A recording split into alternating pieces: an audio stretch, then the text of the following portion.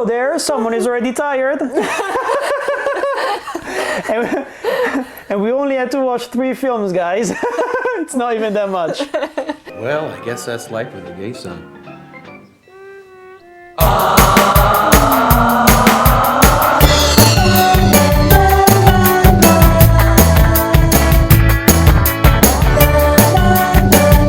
No! God, please, no! No! Welcome back to Torn Apart, and today we're doing something special that we do now only once a year because we have lives and things to do and children to take care of. No, we don't. I just have a cat. She does have a cat, yeah. And my only children are you guys. Oh. You're welcome, you're welcome. I hope I take good care of you. We're gonna do a kiss, marry, and kill video. If you don't know the concept, basically, would you like to explain the concept? Because otherwise I'll be talking all this. So we're watching 3 movies, usually with one common theme. Yes. And then after each film, we're reviewing the film we just watched, and then we rank them according to which one we want to kiss, marry, or kill. That's perfectly summed up. To be honest, we've done so many at this point. If we didn't know how to sum up the concept, it would be really weird. Yeah, we did the bad dystopian movies, I think. That was so funny. That was really, really good. Oh, we did the American Pie. Oh, yeah, the American Pie sequels. spin-offs. Yeah, sequels, spin-offs, like bad spin-offs, basically. That was very niche now that I think about it. Very specific, and a lot of people liked it, actually. I got so many comments. People seem to love American Pie, and especially, maybe that's why it got so many sequels. And then we did the Barbie one. Oh, yes! Yeah, we did the Barbie one. That's the last one, actually, yeah. Movies. If you saw the last Kiss, Marry, and Kill, it was the Barbie one, which was really, really, really fun. I'm pretty sure we need to do another, like, animated Kiss, Marry, and Kill. We should do the Bratz movies. I've never watched them. But that could be cool, but I think Curtis Connor has done a really, really, really good Barbie versus Bratz movie, if I'm not mistaken, which is so fun, and it's been done quite a lot. So we'd have to find like another niche topic on animated movies, but there are so many. It could even be like bad stop motion animated movies. That could be quite fun because stop motion can be always interesting, even when it's bad, I think. But today, the theme is bad parody movies or niche parody movies, if you prefer. Do you want to play a game? Choose. Now. Before it's too late. Why? What will I do with them? Choose. I actually love parody movies. I've seen so many of them. I have, I think one of the most successful like videos on my channel is still about my favorite like parody movies, like epic movie, date movie, superhero movie, like those films from the early 2000s, which were so incredibly cringy. And it was basically just like a series of scenes, one after the other, of jokes that had like a very kind of like small line, like a narrative like line that linked them all together. But we watched them mostly because of the jokes, and they were not really good. This is why like one of the films we're watching today is an actual good like parody movie, scary movie. Because actually I didn't even think about the fact that the new scary movie came out like just a couple of weeks ago, and I watched it a couple of days ago. It was really fun.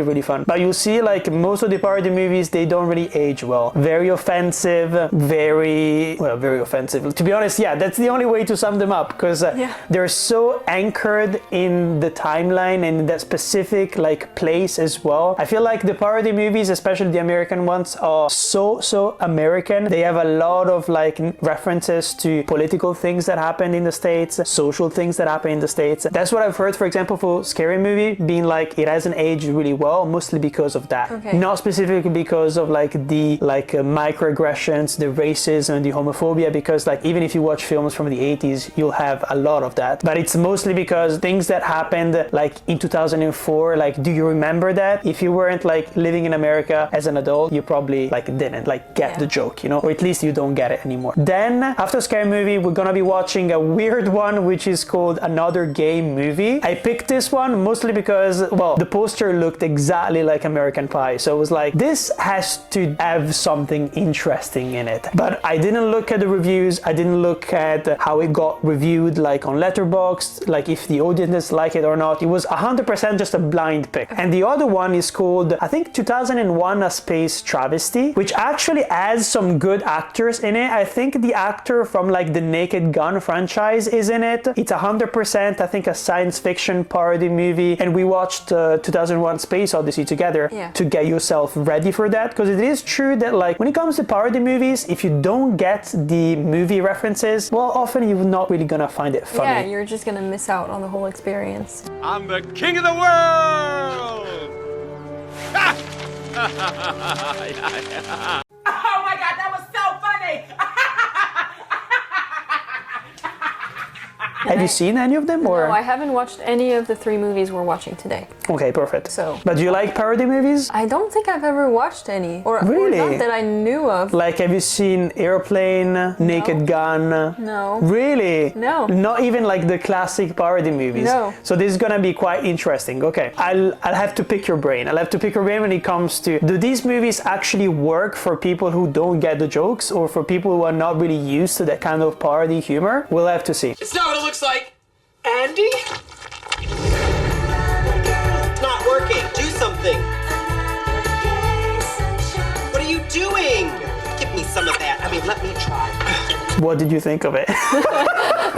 I feel like I have so many things that I want to say, then I need you to tell me what you thought of it first. And maybe let's start by talking about how similar it is to American Pie. Okay, first, before we talk about this, why did you have me watch this? What the hell was that movie? It doesn't even feel appropriate to watch with you. Yeah, I mean, It's not even borderline porn. It is sometimes. it does feel porn. like porn. Yeah, I was sitting there being like, I wish I watched it with like a gay friend or something like that, because I needed someone who I could pick his brain with. Because I was looking at you being like, so is this a thing? You're like, why are you asking me? It's like.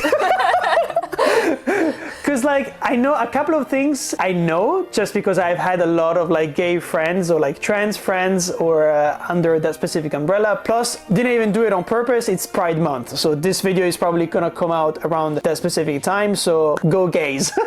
But at the end of the day, I don't know why I picked this one. It was just pure chance. I was like, it's really hard to find a parody movie that I haven't seen. So I was like, this has been in my library because I actually like downloaded it like for a really, really, really long time. So I was like, yeah, no, you know what? Let's add it to the list. Anyway, this is an extremely sexual movie. Yes. If you thought American Pie was sometimes shocking, don't even watch this one. Especially don't watch it with family or anyone. Yeah, oh my god, can you imagine for like a normal movie night with your family? Oh my gosh. Yeah, you're so look. Oh yeah, those strap-on plastic balls banging against my ass. That I mean, would be... immediately it starts off quite strong. Yeah, of course it does, like American Pie as well, 100%. It starts off with the guy getting caught masturbating in bed. Yeah, of course. With his mom's vegetables. Which is, I think, like, it's a thing that actually happens, but even for straight guys, it's not like just a gay thing. It's like whatever you can find in the kitchen, around the house, that you can jerk off with. But here in this movie, they specifically want to talk about ass. Yeah. Like, literally, gay guys out there, is ass such a big thing? Because literally, it feels like they wanted to kind of turn it into a bit of a parody, kind of like, you know, when like pussy is a thing for guys, like you love like pussy, you're always thinking about it, or boobs as well. So I'm like, are they trying to do the same thing, kind of like self-consciously being like, ass is gonna be the big thing of this movie. There are so many asses on screen. So like much. you could do like a montage, and probably the most amount of asses I've ever seen in a normal non-pornographic movie, you know? It's all about cake.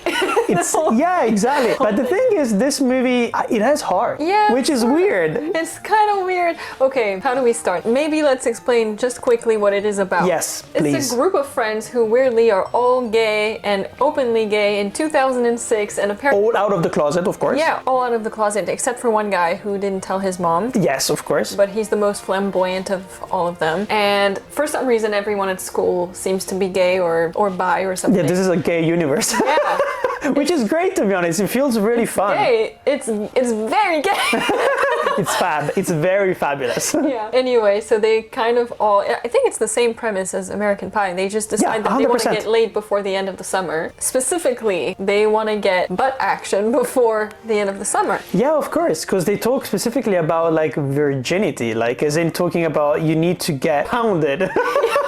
Because I think some of them even talk about like they've given blowjobs to other people and they've masturbated with other people as well. But like they specifically like fixated on this like getting fucked in the ass basically. I don't know how you're gonna make that video on YouTube not be censored. Well, I think the other one that we made about American Pie, I don't know if it ended up being censored. No, it didn't. Okay. The only censored, which is not censored, it's like you need to be plus 18 to actually watch the video. Cool. So we're fine. I just have to limit the amount of asses and dicks I'm gonna show you.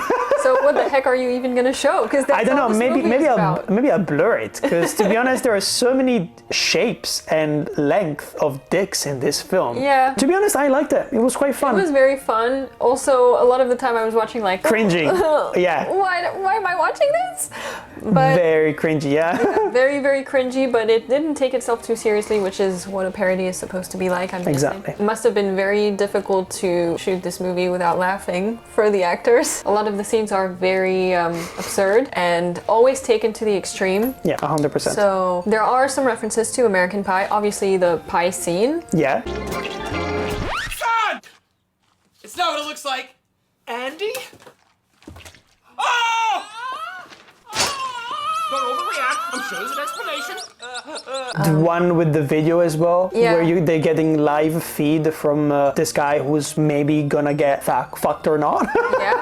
There's the part where they're looking at security footage in the showers. That happens in American Pie 2, I think. In band camp. Yes, I think it's band camp, and it must be related to band camp. And there is also that part with the lesbian scene as well. Or I don't remember. But anyway, no. this But was it does happen in American Pie. Either 1 or 2, they mixed up the references. There was also a scene with like a young person who ends up having sex with a parent. I guess. with the grandparents. Even actually, that happens twice because the guy also ends up going to his teacher's house. Sure. The Russian teacher or whatever. To be honest, like, because I've talked to my gay friends and Grindr and that kind of stuff, and this movie is really, really like on point when it comes to establishing like the gender and sexual dynamics. Like they talk about daddies, they talk about bears, for example. So you know when he's meeting that actor who is a little bit fat, he's got a bit of a, like he's got a beard and he's got a dad bod, you know, he's kind of like the bear stereotype. So like it's incredible. Like they have so many different categories for like describing what from a physique perspective or like the personality that you're gonna have, whether you're gonna be attractive to certain people or not. Yeah. Like the guy, for example, who is really, really like young and he looks like a child, basically, he's described like as a twink. And you could also see like there is a scene, for example, in a gay bar where there are 2 older men that don't want to go for him because he doesn't look young enough for them. Yeah, that's kind of crazy. But from one perspective, I'm like, is this like a pedophilic joke? Or is this just a thing of like twink community, as in like they like guys who just look really young, but it hasn't nothing specifically to do with age, in more the way that they present themselves. I don't really know. They talk about studs as well with one of their friends who's very more true. like a jock looking type of guy. Yeah, they're definitely like using all those kind of like stereotypes, and each character is kind of like representing one of them. They have the one friend who's always doing makeup and crazy outfits. A lot of drag representation as well in this movie. For some reason, I think the main guy's mom is a drag queen. Yeah. or a very masculine looking woman. I don't know. Oh, she could be just a trans woman. Or maybe, yeah. Yeah, she could be just a trans woman now that I think I don't about know. it. We should yeah. look it up. Mommy? Dad? Calm down. Now stop it. You'll just make yourself sick. Okay. Just go aside.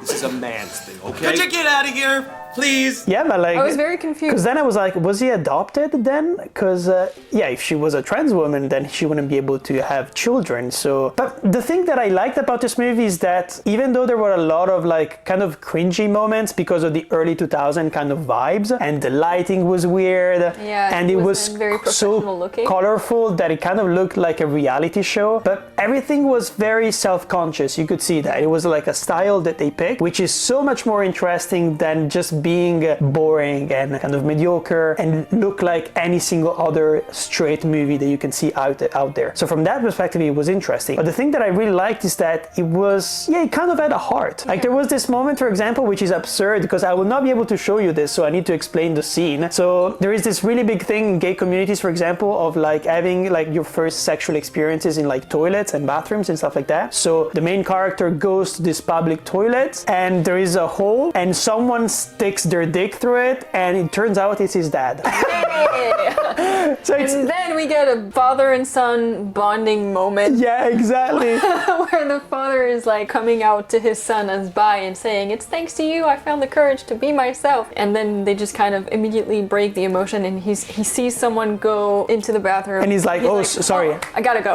I gotta go fuck that guy. Really weird. So it's just really funny because like it had those heartwarming moments that I was not expecting from a parody movie. I think my favorite heartwarming moments were about the two guys within the same friend group, where we find out the blonde guy, what's his name, Griff? Yeah, I don't remember the names at all.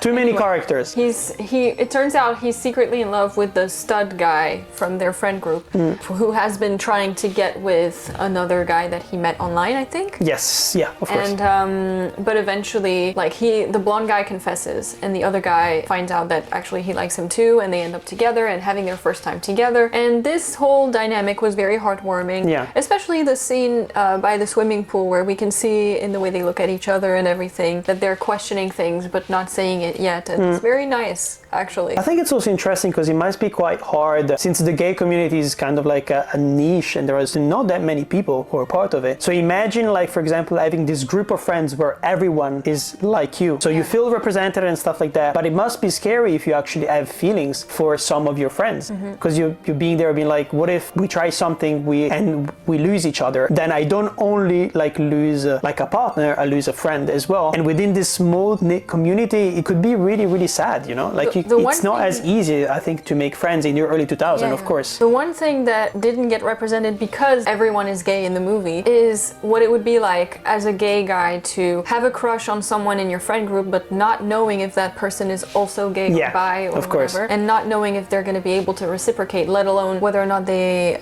you're their type. You know, at least he didn't have to ask himself that question because he knew that his friend that he had a crush on was also gay. So at least he didn't have that pressure. Yeah, of course he didn't have the societal pressure. The thing that I liked though is maybe the fact that this is very gay-centric. Yeah. As in, like, there are almost no straight people. And even the people you think are straight, like the cheerleaders, you know, at the beginning I was like, they are gonna be straight, they're cheerleaders. No, they end up sleeping with the butch lesbian from the movie. So I'm sitting there being like, okay, that was surprising. My God. It's interesting to have like this completely different kind of perspective. Yeah. Maybe there are some like not small towns, but like in big towns, these kind of things happened. But I don't think it could happen in high school. It would probably happen like in college, you know? Yeah, and maybe more in very LGBT specific places, like gay bars and stuff. But I wouldn't expect that, you know, the main character has a crush on his teacher, and surprise, surprise, the teacher is also gay, and through like an online anonymous chat, they end up like, I don't know, like kind of flirting with each other after he graduated. And then he goes to the teacher's place and he ends up in his like sex dungeon or whatever, which is really weird. Oh, he's gay too. Like, you know, that would probably not happen in real life. Yeah, of course. I mean, it would be more likely, and I'm sure maybe some people watching would relate to this experience instead. The experience of having a crush on a teacher, but obviously usually nothing happens because it's a teacher, it's an adult. And even if you then grow up and get to see that person again in the future, nothing necessarily happens because it's quite likely that person is not gay as well, and also doesn't care about young people like you. So yeah, of course. Yeah, there was a lot of wish fulfillment, I think, in this film. A lot of wish fulfillment. Like, there are so many scenes, but like either because they get too ridiculous or because you're just not used to seeing them maybe like normal romantic comedies. We're seeing them there being like, is this a dream sequence? Like, how many times did I say that? It's like, are we in a dream sequence again?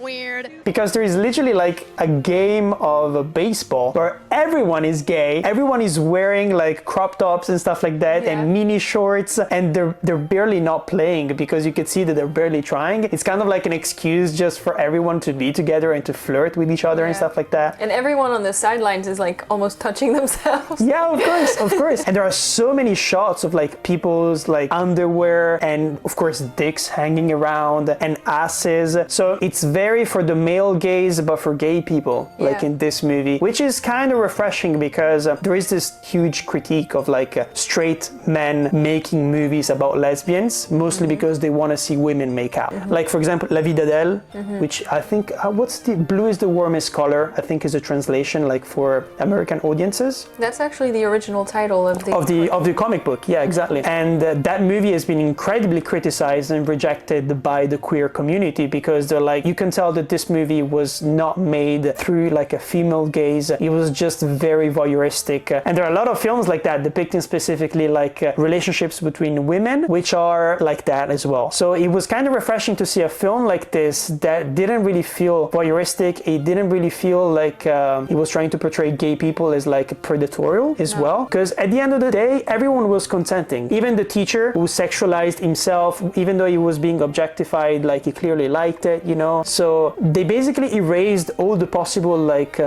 nonsense that you would have in a normal straight movie, you know. The one thing that was really shocking to me is when the dad is confessing to his son that he is in fact gay, and his son then asks him, "When did you know you were ready to have sex?" And his dad says, "Oh, my uncle made that choice for me." I was like, what the heck? Yeah, 100%. That's 100%. the one thing that I was like, oh wow, okay. So Alec, something that is actually quite clever about this film is that I feel like there is a lot of trauma that is like hidden under the surface, because I was watching this film and I was like, everyone is having such a good time, why is no one getting bullied? Which is a weird thought to have, you know, but it's something that we've been like kind of like thought to see, especially with teen movies like that. Exactly. So like it's something that you're so not used to it that it kind of like makes it weird. You kind of feel like you're in a dream reality, which is something that happens quite often with like queer movies directed by queer filmmakers as well. There is this really good like queer movie called But I'm a Cheerleader, which is basically about this woman who doesn't know that she's a lesbian, so she's sent to like a therapy kind of conversion camp, and she just doesn't believe that she could be a lesbian because she's a cheerleader. And the entire movie is very camp, it's very colorful, and it's really fun, but it's telling this story through a lens that usually would be very traumatizing if it was told by someone who was actually straight and was seeing this perspective as something that was really dark and something that shouldn't be happening. It's the difference between basically trying to see the kind of like the colorful bright side of the situation instead of like only seeing the negative aspects of it, and concentrating on the trauma, on the people dying of AIDS, for example, and all of those things that we've seen in documentaries, we've seen like on newsreels and stuff like that. So that felt quite refreshing, I think. It's all just very fun, colorful, absurd, and funny, and none of it is like dramatic or sad, or except for that one scene with the dad where he just drops a bomb and then immediately they just kind of like... Yeah, 100%. Or even the fact that when he's meeting with his teacher and he says that he's into BDSM, but he doesn't know anything about it. So it is very obvious that is kind of a traumatizing scene, because it kind of ends on him like laying on this like white like glass table. And yeah, I'm not gonna say what he does, but like you can imagine it involves brown substances. Yeah. But like it is used as a joke, but like I can tell that could be traumatizing. Yeah. So as I was saying, that's the layer of traumas being put there, but like we don't really talk about it because we're trying to look at the bright side of things. The one thing that they do talk about is men having a hard time accepting their penis size. Oh yeah, the true. one friend who's like a stud apparently doesn't have a big one, and he's a bit insecure about it. At some point there's this very weird scene where he's at his friend's house and he finds this weird machine in the bathroom and he puts it there. I don't know if it's to pleasure himself or grow it bigger, but whatever. It goes crazy. There's fire coming out.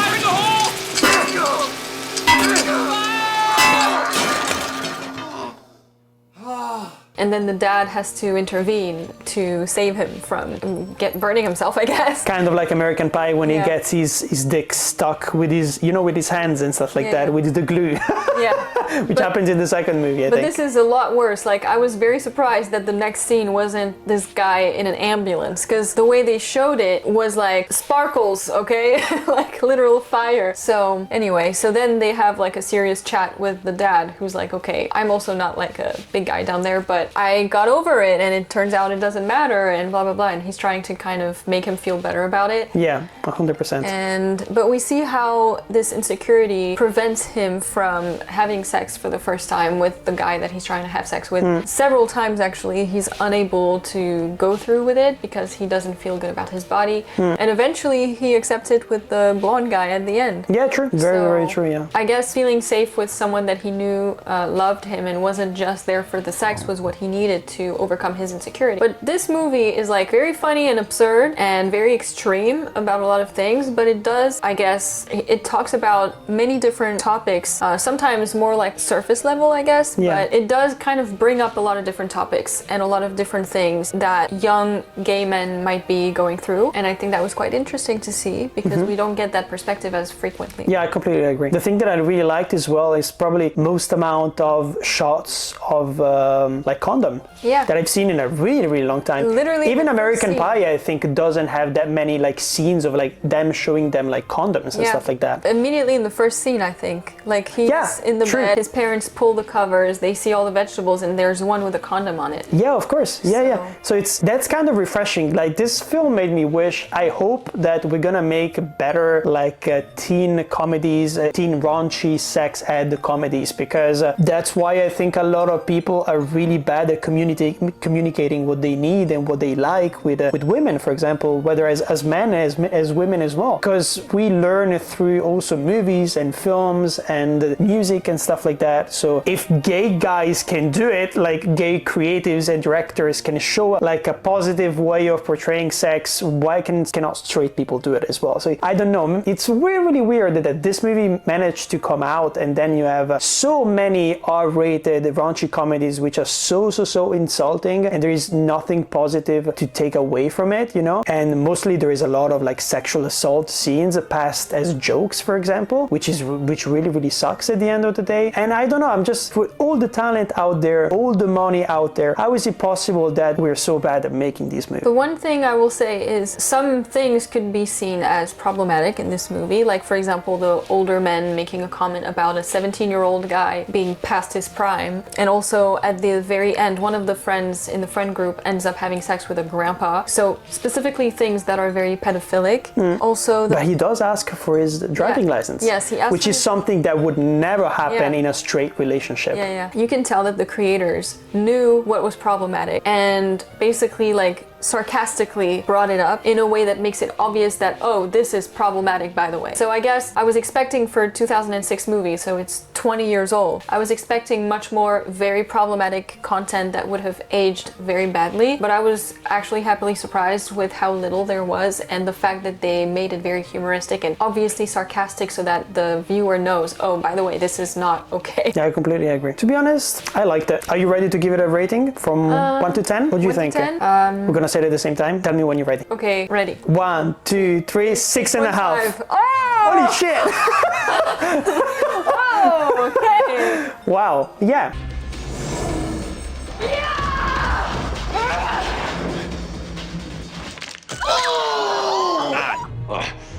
Scary movie. What was your experience of this movie? Knowing that, I don't think you've seen any of the horror movies that were parodied in this one, right? No, I don't think so. I don't even remember ever watching a horror movie, like really? For real. Actually, yes, once. Okay. I think it was something about a nun. Was it just The Nun? Probably. And it was, I remember because I went to the movie theater. Yeah. And for some reason It's a bad horror movie to watch if you don't like horror movies, because it's just jump scares. Exactly. And it was even worse because they put it in, is it the same thing in English, audio description? Oh no, what? For some reason, so we were getting spoilers before anything happened. It was That's like, so suddenly a hand appears in the dark. And so we had to tell them to, someone stood up and was like, hey, does anyone need this?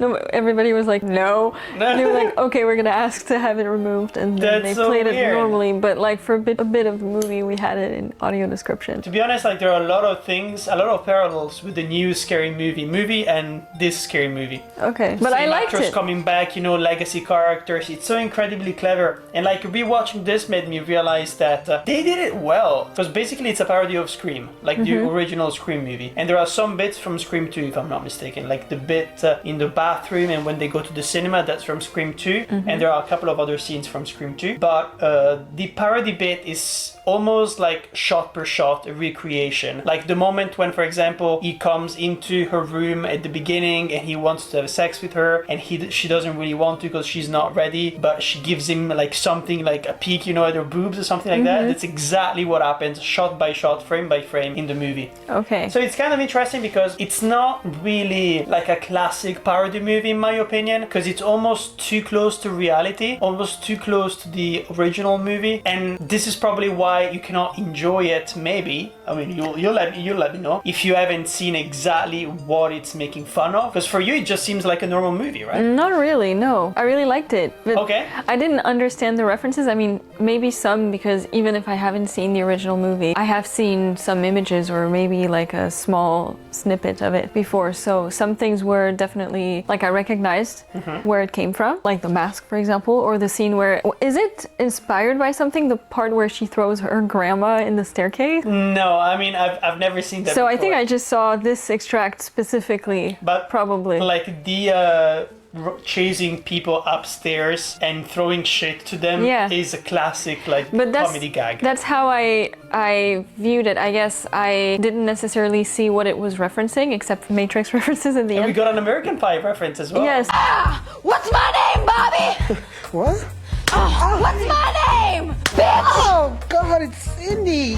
Yes. Which was really funny. I was not expecting it because I completely didn't notice at the time. I didn't understand all the references, but I still understood most of the stereotypes, I guess. Like, even if I haven't seen a lot of horror movies in my life, I know what are the stereotypes. You know, obviously the character going the wrong direction, locking themselves in the house, and then turns out the killer is in the house, or choosing the wrong path, falling when they're being chased. Of course. Picking the wrong weapon, stuff like that. It's like, I don't know. I think I played a game with you, a horror game. What was it? Until Dawn. Yes. Until Dawn is a classic. Yeah, it's inspired by Scream. It's very postmodern. Yeah, of course. Yeah, I guess you could make some of those wrong choices in that game as well. Yeah, of course. So I kind of viewed it like that, like just seeing the characters make all of the most obvious stupid choices throughout the whole movie and being completely oblivious. I also liked when did they look at the camera, or no, that was the previous movie. No, they did it here as well. Really? Yeah, he does it here as well when he looks at the camera. Yeah, he does it. Yeah, and when they're like, oh, we are actually in the movie. Look, there's a sound guy and everything. I like that second degree type humor. Yeah, I completely agree. But also, like, Scream is a very hard movie to pastiche because Scream is already a postmodern horror movie. Because, like, everything about it is kind of deconstructing what a slasher was from back in the 80s. So, like, it was already very popular because of that. So, to be able to make a movie, like, scary movie, and for it to work so much, I think, I wouldn't say it's revolutionary, but, like, it's something that is really hard to do, in my opinion. Yeah. Comedy is really hard, and it's even harder when you like parodying something that is already a parody of something else. Yeah. It's kind of like so many different layers on top of each other, so they had to be creative about it. And sometimes it's like dick and like fart jokes, which are easiest kind of stuff that you can make. But sometimes it's very clever like things and play with words. They are so much fun. Somebody do something! Somebody do something! He's killing you! He's killing you! Must be an original piece. He's killing you! I think most of my favorite jokes are like the subtle ones that you don't even realize, like things that you see in the background, for example, in the movie, that like the one you pointed out. Yeah, like, at some point there's a scene where one girl is getting killed, and in the background it says Corpse University or something like that. Yeah. Be a Corpse University. Yeah, exactly. And those are the funny things that make it like more rewatchable as well. Yeah. It's more interesting to analyze the frames, and this is why parody movies I think work so well as well, because there is just so much to look at in comparison to normal comedies where it's just like two people making jokes at each other. Yeah, they can have fun with Easter eggs and everything. Exactly, they can hide a lot within the frame, and it's so much fun because of that. Yeah, one thing I found really fun about this movie as well is you can't have any expectations because there are no rules in that universe. Some things happen and they're like, at first it looks like it's gonna be realistic, sort of, but then some crazy stuff happens and you're like, okay, there are no rules. The physics that we know don't exist in this world. So like there's one girl who just breaks her own leg and then she gets her head cut off, but she's still talking. It's a very, very iconic scene, yeah, of course. Even at the very beginning, that first blonde girl who gets killed, and she's like, he stabs her, and then when he pulls out the weapon, there's her breast implant. Yeah, it comes out. But she doesn't have a hole in her chest or anything, and she's just running and whatever.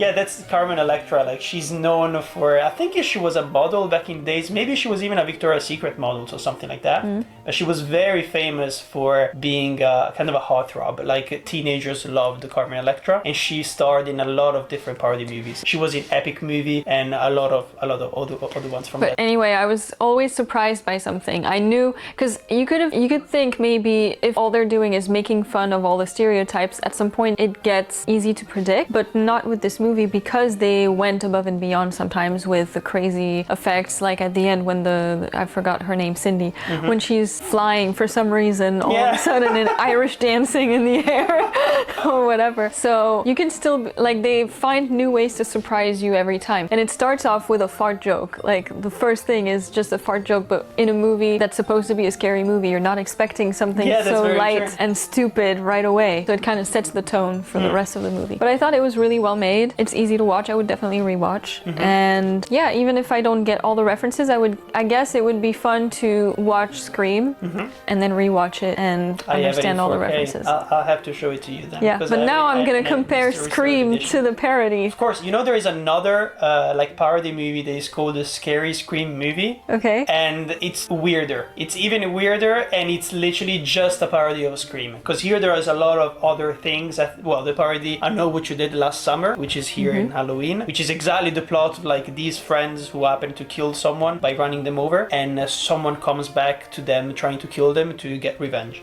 Like, you know, when we're talking about the pop culture jokes that they make, like they make one about the Spice Girls because they broke up. Like, this is something that you wouldn't remember like right now, or you wouldn't even care about it. So that is something that has aged like not that well when you think about it. When was this one made, this movie? 2001? Really? Yeah. I Okay, think wow. 2001 or 2002, 2003, that era. Okay, yeah. so older than the previous one. Yes, Okay. 100%. Yeah, Okay. yeah. Scary Movie started this whole thing.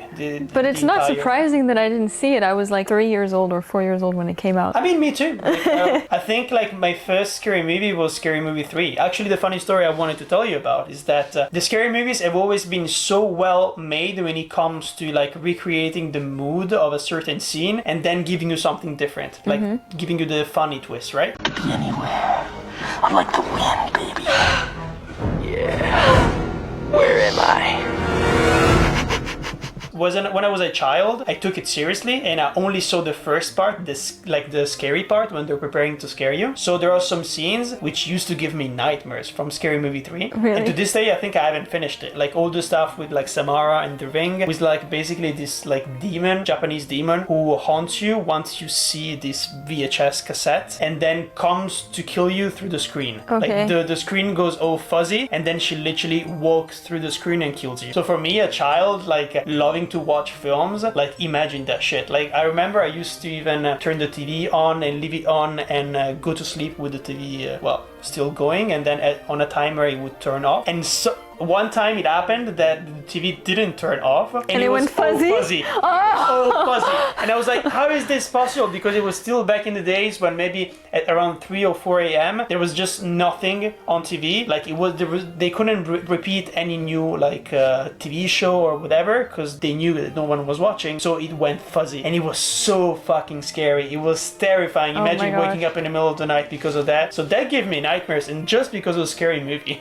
What did you think about Scary Movie? Do you think you would want to watch the sequels? Like, are you intrigued about these parody movies? I think so, but I think it's kind of sad that I can't appreciate all the references. Yeah. And I think I would have a lot of movies to watch first before watching the next scary movies to understand everything. The thing with Scary Movie is that very often I think the main plot of the story has to do with Scream and Ghostface just in general. And the other parts are references to other movies. But the main plot is almost always, if I'm not not mistaken, a Scream movie. So you'd have to watch all the Scream movies, basically 1, 2, Okay. and 3. And I think they stopped after that doing the Scream. And I think in the new Scream movie that just came out, they picked up and did 4, 5, 6, etc., etc. Basically. Okay. One of the stereotypes that I was expecting to see and that I didn't see in this one, because even though I don't watch a lot of horror movies, I've seen people make funny videos about it on social media or whatever. One stereotype I was expecting to see is the black guy or the gay guy getting killed first Oh in yeah, the of movie. course. Yeah. And that didn't happen.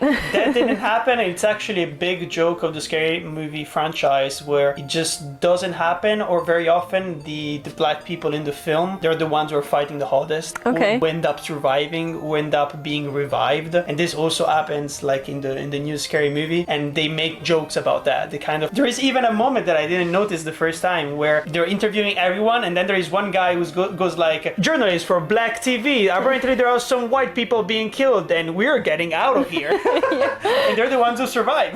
Yeah. So yeah, it is a big thing of like black people in real life, they wouldn't get killed by serial killers because they would just get out. Also, what's up with the journalist who looks like Jennifer Aniston? It's just, it's 100% a joke. It's 100% a joke because the actress who played in the original Scream movie was Monica from Friends. I'm sorry, but my sources are strictly confidential, sure. Hey, Gail. Gail swallows. So I'm pretty sure they want to, first of all, they changed the names a little bit so it sounds like her, but then they made her look like Jennifer Aniston because then you would make the link to Monica. And what's up with the shot with her snot coming out? Oh, that's, fuck, what is it called? Oh, I have it here. It's a found footage film from the 90s. Okay. Where basically they're like hunting for like witches in the woods, and they end up getting lost in the woods, and then she's left alone, and yeah, that is basically why she's super scared and she doesn't know what to do, and there are like sounds around her. Okay. The Blair Witch Project. Okay, but is it as disgusting in the original, or did they exaggerate it? Actually, the performance is incredible because she's crying, she's sweating, but she's really in your face. Okay. So the camera is really in your face, and actually I love the joke when like the camera goes too close and she gets smacked in the head like Anna Faris. Those jokes are so funny, and they don't do it enough, I think, in like parody movies. I love when they break the fourth wall like that. Have you seen the new Naked Gun movie? No. You should really watch it. It's really funny. Okay. And once again, a lot of fourth breaking jokes, and easier to get into just because they're making fun of the genre of buddy cop movies and police investigation movies of the 80s and the 60s and the 70s, and the big macho kind of detective, you know. Okay. Actually, like, do you want to talk a little bit about the sexism and like the homophobia in this film so that we can create a link with the previous one? Yeah, well, it's definitely more like the cliche jokes, I guess. More, obviously more deprecating. Yeah. And it's very, I guess it's on purpose. Yeah, I think it's on purpose, and I was actually surprised about like the transphobic joke about the woman, Mr. Man. Mr. Man, who is basically working with these girls like as a gym teacher. But I'm so shocked because I didn't know we were making transphobic jokes at the beginning of the early 2000s. Me neither. Me neither. Like for me, like trans people didn't exist officially until like the Me Too and. I mean, not in the media at least. Yeah, exactly. So I was kind of shocked because of that jokes, because I think I heard her saying even like like people are even saying that some women have more advantage in sports than some men. And I was like, really? Like, are Americans have been speaking about this for like such a long time, like maybe this trans issue? We didn't hear about that because we were kids back then. Maybe it's possible, but like I would be interested in knowing like trans athletes, when did they started like being a thing in the US? Maybe it started way earlier than we think. The thing that I found interesting is that a lot of the homophobia in this film is directed at one of the main characters who is also black as well, but he's not really the butt of the joke. Like of course he never actually claims 100% that he's gay within the film. He's always rejecting that idea, but at the same time it's really like not common, I think, to see black people represented that way, whether in comedies or in action films and stuff like that, because he's 100% like touching people's butt. Yeah, all the time. 100% flirting with guys constantly and making all of these jokes. Hey, yo, dog. Does this shirt make me look gay? Nah, man. What about now? Are you trying to be gay or not? Like, So I make your actually choice. find it quite funny, and we got another dick in this series, another dick and balls. I feel like I wonder if there's gonna be And we more. had the glory hole scene as well. Yeah, the glory hole scene comes back. Like maybe that is gonna be the link with the third movie. I hope not. That one takes place in space. So Yeah, how would that happen? I have no idea, but like I have to say that when it comes to sex, and like it's always been a big theme in parody movies, in comedies, American comedies just in general. Maybe because it's a very puritanical like country, you know. They Yeah, and it's an easy joke to make. As soon as you make it sexual, it's like it's derailing the topic a little bit, and it makes everything a little bit more funny. It makes everything like a farce. It makes it immediately more funny, as you said. It's like, I don't know if it's the same in the English version of the game, but like Blanc Manger Coco, like Cards Against Humanity and stuff like that, a lot of it is sexual jokes. Yeah, of course, yeah. Anyways, should we rate this? Are you ready? Yeah. I already have it in mind, I know. Me too. Do I? No, okay, no, I know. 1, 2, 3, 9. 8. Oh, really? 9? Yeah. Damn, you liked it really a lot. Yeah. I gave it an 8 just because of the context, as in, I know there are so many more like nuanced and well-written parody movies out there because of the context, basically. I know there is way better. I know there is way worse as well. Yeah. So for me, the 8 is just like, it aged a little bit, but it's still so clever, but it could have been even more perfect. Like one thing, for example, that made it really good for me, it's the ending. I'm not gonna tell you how Scream ends. You have to watch it. But they actually found a really creative way in Scary Movie to give it a different spin, a more like a fourth wall breaking kind of spin, which is so interesting. And that's something that they do with the new Scary Movie as well. And that's a really cool thing for parody movies, when they actually manage to be more clever than the original. For me, I said 9 because it's just very funny and enjoyable overall. Okay. Yeah, I haven't seen enough parodies to really compare, I guess, but I didn't see time pass by while I was watching this one. So Sure.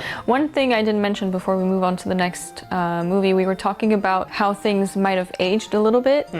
One racist stereotype that aged pretty badly is the loud black lady stereotype. Oh yeah, of course, 100%. With the girl in the cinema. Actually, the scene in the cinema was not that funny. Like I only liked the final few bits when she actually gets stabbed over and over, because it's the exaggeration of it that is actually funny. But being loud is just... And it takes too long to get to the point where she gets killed, I guess. Yeah, exactly. And it's kind of annoying that it's always like the black women being portrayed as loud and taking up too much space. Yeah, that's one thing that didn't age so well. Yeah, plus I think it's not really one of her personality traits as well. No. She wasn't really loud and taking like a lot of space throughout the entire that's one movie. thing I disliked about it as well, is that it has nothing to do with the rest of her personality that we've seen before. Like, I remember the first scene where we see her friends at the beginning, where she's talking about the red-haired girl, and she's like, oh, she's such a hypocrite, blah blah blah, and as soon as she arrives, oh hi, how are you doing? Yeah, exactly. She's like being hypocrite herself. Yeah, exactly. Yeah, but other than that, we don't really know much about her, and yeah, I felt like that's one thing that didn't age very well.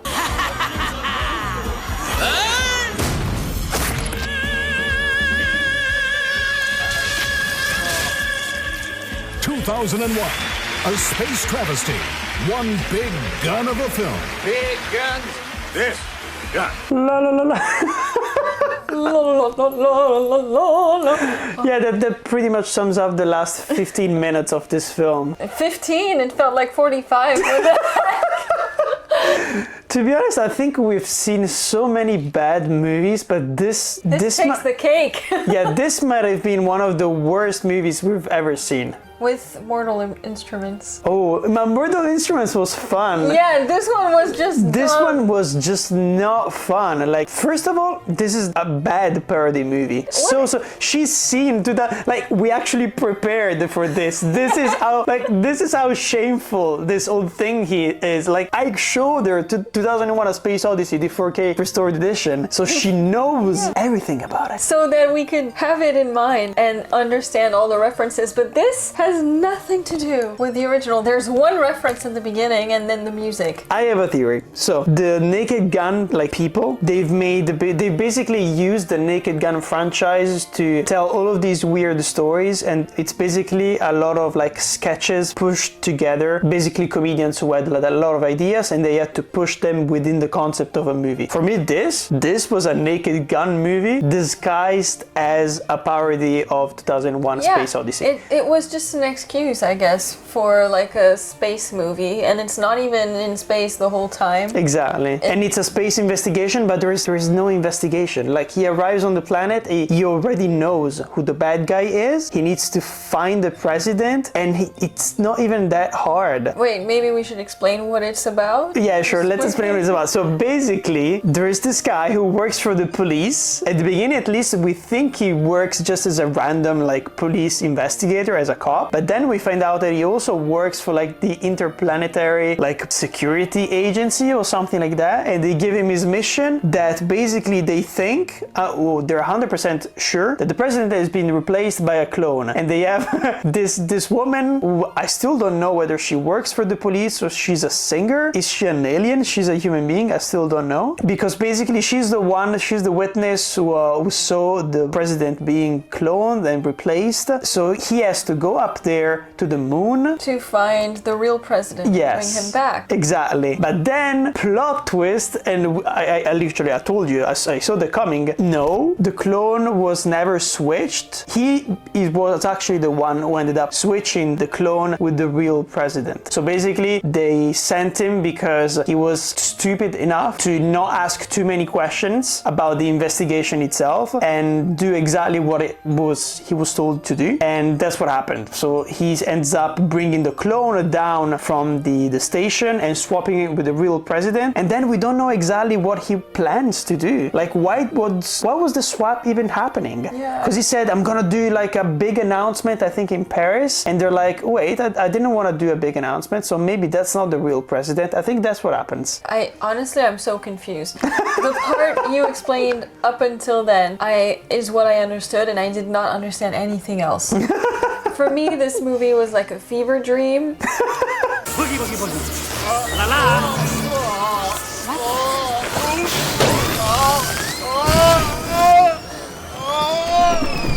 It's like my dreams look like that, okay?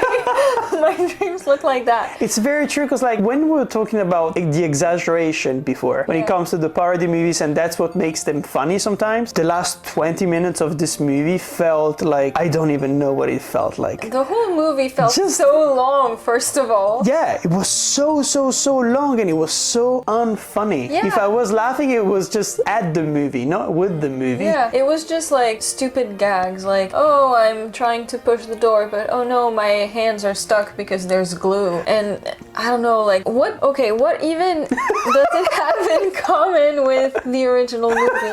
Other than the title and one tiny scene at the beginning with a monkey and like the black whatever. The black thing falling on it. And also the one scene when they're like flying to the moon and he's being given food that he has to drink. There is a really bad scene when, because of the gravity thing, he starts like being shot back, and he goes to the bathroom and he's having hallucinations. And because of the gravity, for some reason, I think his belt gets stuck and then he gets sent back and forth from the toilet to his seat, I guess. Fuck. And it takes forever. And it's just, those are the only references I saw. Yeah, to be honest, I mean, the monkey comes back. The monkey is at the party at one point, and she's like, have you ever had sex monkey style? Hey there, you ever done it monkey style?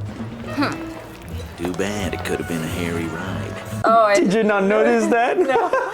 But anyway. So yeah, the monkey comes back. And also there's one thing at the beginning where we see the actor like in the big bubble as a fetus, like the last scene. Implying that basically he's the reason why humanity will be saved, like as in he's the savior of humanity or something like that. So there were a few visual references to the original movie, but then everything else is just stupid, unfunny jokes. Like very like practical, I guess. None of them, like there's no meaning at all. It's just stupid situations happening. Also, like for the amount of aliens and practical effects that they had there, I found that there was not that much very like science fiction based humor and comedy. It was very like gag related, as in like as you were saying, he gets his hands stuck to the glue, and the gravity like things were the only thing related to like, but it's not even science fiction, because you could say that this movie is kind of a Looney Tunes movie. Yeah. Because gravity jokes are made made in Looney Tunes animation. It's very cartoony, and it's just not even funny. I'm just very impressed with the Bill Clinton impersonator. Yeah, he was really good. He was really, even though at the beginning I thought he was a Kennedy. I don't know why. Maybe all white presidents look alike for me. All white American presidents, they look the same to me. Besides Trump, but he's not white. He's orange. Of course. We're not knowledgeable enough about. No, exactly. But then I recognized Hillary Clinton. That's why I was like, wait, that's a Clinton.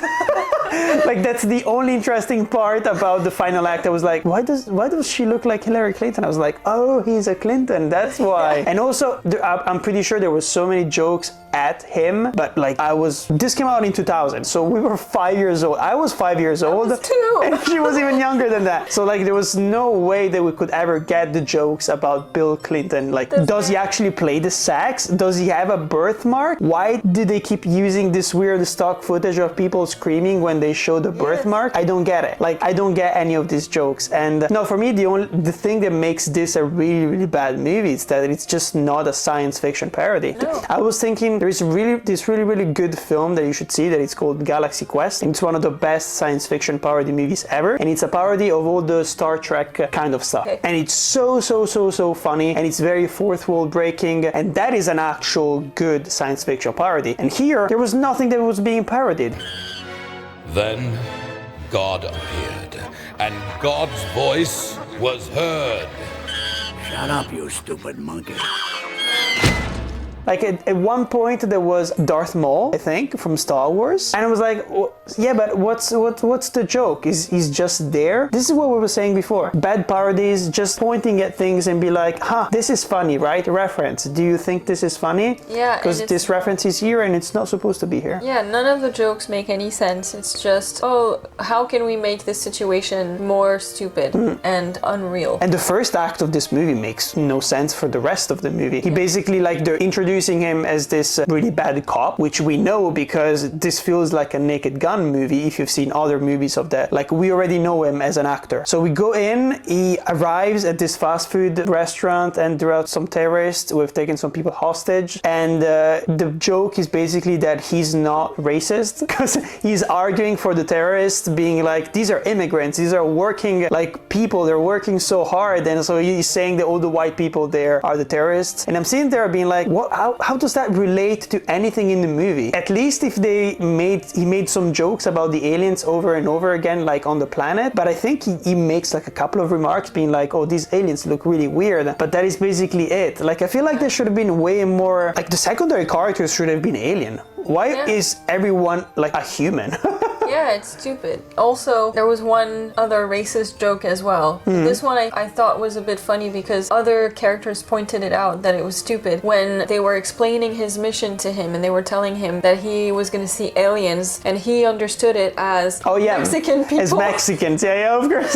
As illegal aliens, what basically Trump says all the time. The other guy had to keep insisting, like, no, like aliens from space, not. So even that doesn't make sense because we just introduced him as someone who doesn't make racist jokes. He did it at the beginning, so it's not consistent with the character, you know? Just to say how stupid this movie is when it comes to the writing anyways. Yeah, there isn't much to say about this movie. No, there isn't that much to say that is good at the end of the day. Like, to be honest, the only thing I liked was the practical effects with the aliens, because I was like, those are a lot of masks. And there is this Italian actor who is a TV show host, Ezio Greggio, and I have no idea why he was there, so I found him very distracting. Like, I was looking at him and just listening to his Italian over and over again, and I was like, I don't know why. I don't know what is happening right now. Yeah. So many things happening on screen and none of them make sense.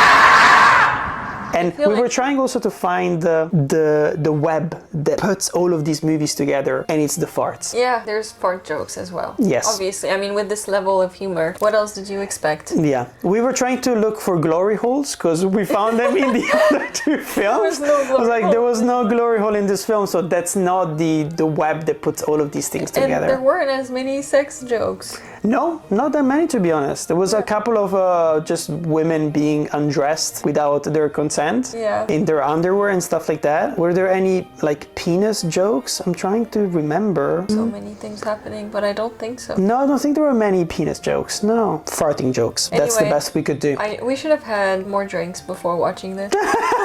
I feel like this is funny only if you're a little bit tipsy, because then you can laugh at how really, really bad it is. But if you watch this as we are right now, right getting close to midnight, it's like, what are we doing with our lives? I'm sober. I'm watching this. This is painful. I should be paid. It's really funny because you could really tell that, like, if you want to be like historical about this movie, I feel like marks the end of that specific like line of spoof movies, and then we enter the parody movies that we've watched, like Scary Movie and the ones I talked about as well, Epic Movie and Date Movie and all of that kind of stuff, right? I feel like you could see that this type of humor isn't really working anymore unless it's tied to the good story, like the Naked Gun new movie that they made basically last year, right?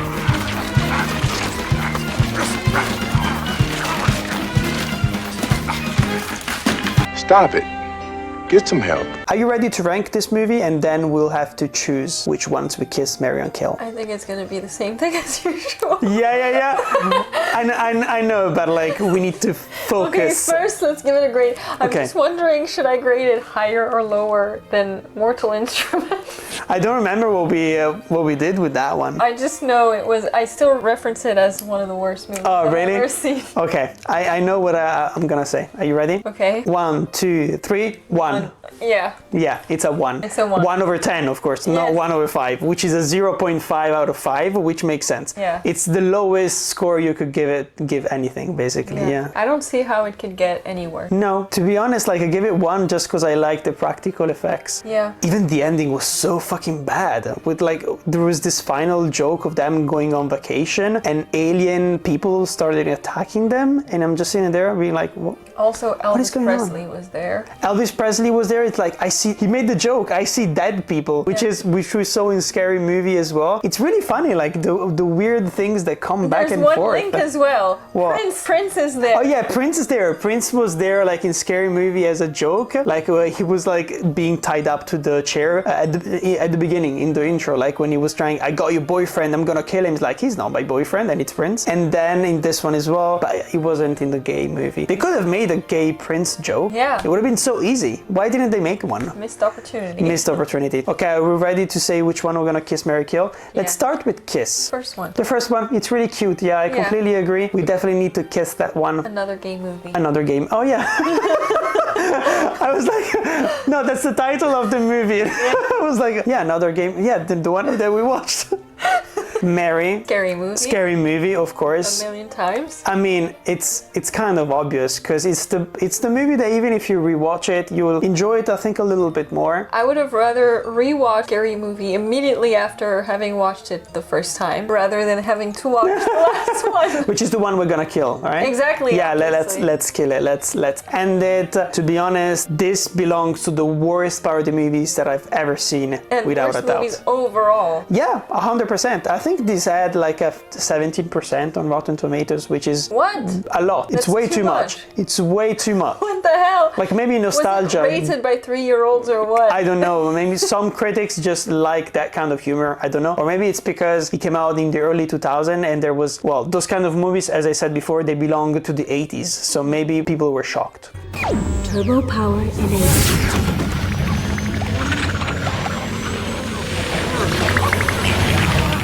My favorite thing about the movie is like it feels like a movie.